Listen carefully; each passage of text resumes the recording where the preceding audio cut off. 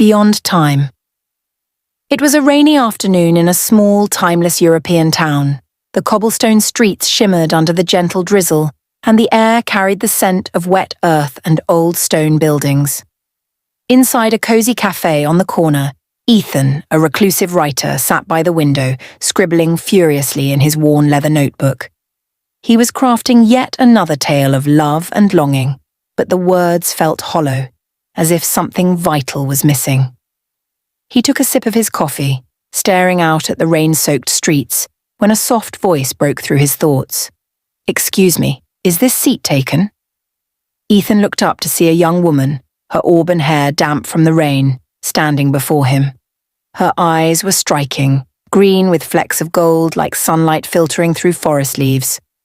Her presence felt strangely familiar, though he couldn't place why. No, please," he managed, gesturing to the chair opposite him. She smiled, a warm, fleeting smile, and sat down. For a moment they said nothing, the sound of rain filling the silence between them. Her name was Isabel, and though their first meeting was brief, something unspoken lingered in the air, as if their fates were intertwined. Days turned into weeks, and Ethan found himself running into Isabel more often than seemed coincidental.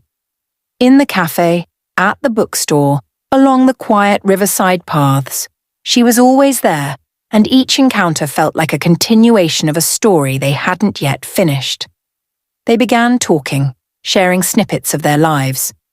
Isabel was an artist, she said, though her canvases were landscapes of dreams rather than reality.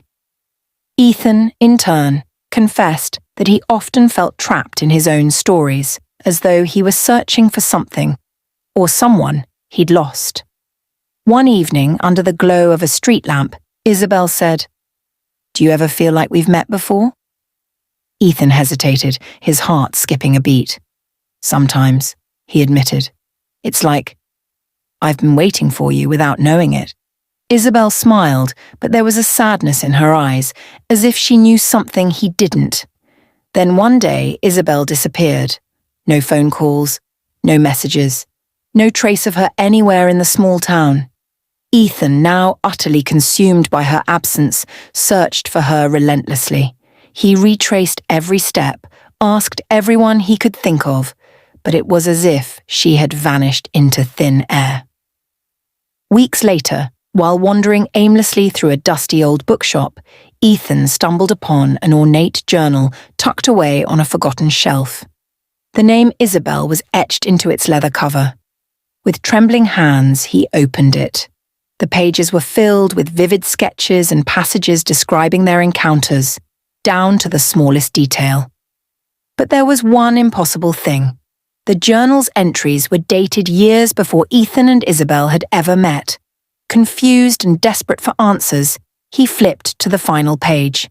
In delicate handwriting, it read, "If you're reading this, it means our paths have crossed again, just as they were meant to. I may be gone, but I live in the spaces between your words, in the stories you'll tell.